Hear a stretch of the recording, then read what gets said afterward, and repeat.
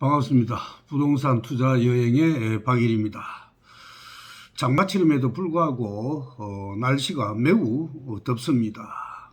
모두들 건강에 유의하시기 바랍니다. 요즘 여러분들 잘 아시다시피 인플레이션이라든가 또는 스테이크 인플레이션 등등 많은 부동산 투자의 악조건들이 하나하나씩 늘어나고 있는 이 시점에서 대다수 분들이 투자에 대해서 거의 손을 놓고 있습니다. 그 중에서도 여러분들이 가장 민감하게 생각하는 부동산 세금에 대해서 간략하게나마 말씀드리겠습니다. 여러분들께서 좀 더 투자에 있어 가지고 어느 방향을 설정하는데 도움이 될 거라고 저는 그렇게 생각을 합니다. 여러분들 잘 아시다시피 문재인 정권이 끝났습니다. 문재인 정부 내내 부동산 정책을 엄청나게 쏟아냈습니다. 그러나 부동산 매매 가격 등은 전혀 효력이 발휘되지 못했죠. 따라서 그 중에서 특히 세금 문제도 매우 규제를 강하게 했습니다. 왜 그랬을까요? 잘 아시겠지만은 오히려 매수세를 가라앉히기 위해서 양도소득세나 보유세 등을 대폭 인상했습니다. 인상했는데 그럼에도 불구하고 매수세는 잡히지 않았고 주택 가격은 계속적으로 올랐다는 사실을 여러분들 잘 아실 겁니다. 자, 그러면은 과연 여러분들 부동산을 취득할 때는 기본적으로 취득세와 또 보유할 때는 보유세, 그 다음에 매매할 때는 양도소득세라는 정도는 기본적으로 다 알고 계실 것으로 생각을 합니다. 자, 그러면은 과연 주택과 토지에 대해서 여러분들이 세금에 대해서 기본적으로 상식적으로 얼만큼 알고 있는지 한번 생각해 보시기 바랍니다. 먼저 취득세를 한번 볼까요? 주택의 경우에는 매매가에 따라서 1내지 3%의 취득세가 부과가 됩니다. 물론 조정 대상 지역이라든가 2주택의 경우에는 8%의 취득세가 부과가 됩니다. 또 3주택 이상이거나 또는 법인의 경우에는 12%의 취득세가 부과가 됩니다. 이해가 갑니까? 자, 그러면은 토지의 경우는 어떨까요? 토지의 경우에는 매매가의 4.6%만 내면 끝입니다. 아울러서 농지의 경우에는 3.4%의 취득세만 내면 끝입니다. 한마디로 번거롭게 계산할 필요도 없죠. 자, 여기서 우리가 좀 더 다시 한번 생각해야 될 것은 주택은 2주택자 또는 3주택자에 따라서 취득세의 부과 비율이 다 틀리죠. 그런데 토지는 어떻습니까? 토지는 내가 예를 들어서 아무리 많은 땅을 매입해도 관계가 없다라는 것입니다. 관계가 없습니다. 한마디로 매매가 3억짜리 토지를 내가 10개를 사든 30억짜리 토지를 하나 사든 상관없이 취득세는 모두 다 동일합니다. 이해가시겠습니까? 자, 그러면은 우리가 부동산을 보유할 때 그러면은 보유세는 과연 어떻게 될까요? 주택의 경우에는 잘 아시겠지만 매년 7월과 9월에 재산세를 내죠. 기본적으로 잘 아시겠지만 당해 연도 공시지가 곱하기 공정시장 가액 비율 곱하기 세율의 방법으로 계산해서 보유세를 내야 됩니다. 또 12월에는 주택 공시가가 일정 금액이 넘을 경우에는 종부세를 별도로 또 내야 됩니다.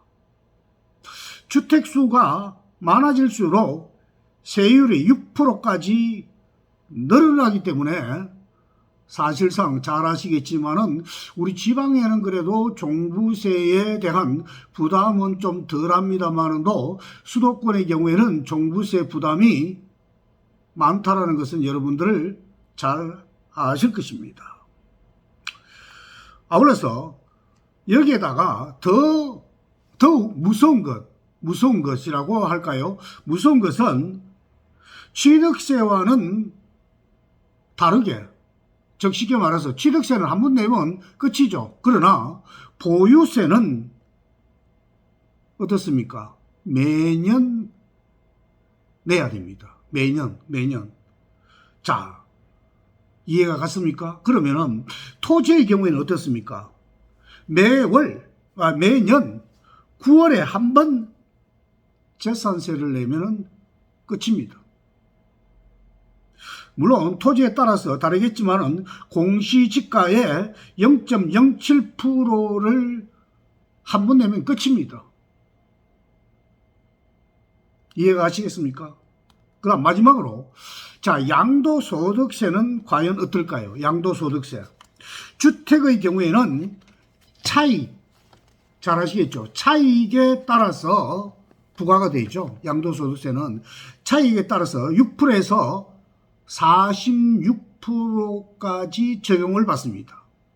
6%에서 45%까지. 2주택자는 일반 세율의 20%, 3주택자 이상은 일반 세율의 30%가 중과되기 때문에 다주택자는 집을 팔 때도 엄청난 세금을 물어야 됩니다. 자, 반면에 토지는 어떻습니까? 토지는 차익에 따라서 6%에서 42%의 양도소득세가 적용이 됩니다. 물론 비사업용 토지의 경우 양도소득세가 10% 중과되죠. 거기에 비해서 장기 보유한다면 오히려 최대 30% 공제를 받을 수 있기 때문에 양도소득세를 적게 낼 수도 있습니다. 자, 세금적인 측면에서 토지 투자가 확실히 유리하다라는 것을 여러분 아마 분명히 이제 알았을 것입니다. 그래서 제가 항상 토지 투자를 하라고 권유하는 이유도 바로 이런 점에 있다고 해도 과언이 아닙니다. 물론 큰 원인은 주택가격 상승보다는 토지가격 상승 비율이 과거에 비해서 분석을 해보면 엄청 높다라는 것은 여러분들도 아마 잘 아실 것입니다. 더더욱 세금 면에서도 주택에 비해서 토지가 훨씬 유리하다라는 점을 분명히 말씀드렸습니다. 따라서 여러분들 지금과 같은 많은 우리 부동산 투자의 악조건들이 늘어나고 있습니다. 잘 아시겠지만은 금리 인상 문제 등만 하더라도 상당히 부담을 주죠. 제 개인적인 생각입니다만은도 7월 5일 날 변화에 대한 제가 부동산 세미나 일정을 잡고 있습니다. 시간 되시는 분들은 와서 꼭 들으면 많은 도움이 될 것으로 생각을 합니다만은 제 개인적으로 봤을 적에는 지금은 관망세로 여러분들 들어가시더라도 아마 내년 한 중반 전후로 해서 적극적으로 움직이는 것이 어떨까라고 저는 개인적으로 한번 생각을 해봅니다. 특히 과거 우리가 IMF를 겪었죠. 특히 2008년도 글로벌 금융위기를 역시 겪었습니다. 자, 여러분들 개개인들이 IMF 때라든가 또는 2008년 금융위기 때로 과거로 과연 회귀를 한다라고 예상을 했을 때에 여러분들 자신은 어떻게 할까요? 투자를 분명히 아마 적극적으로 공격적으로 할 것으로 저는 생각을 합니다. 따라서 어떻게 보면은 이번 내년 중반 전후부터 아마 공격적인 투자의 시장이 되지 않을까 감히 한번 그렇게 예측을 해 봅니다. 자, 오늘은 여기까지 하고요. 더운 날 다시 한번 더 건강에 유의하시고 좋아요와 구독 부탁드리겠습니다. 수고 많았습니다.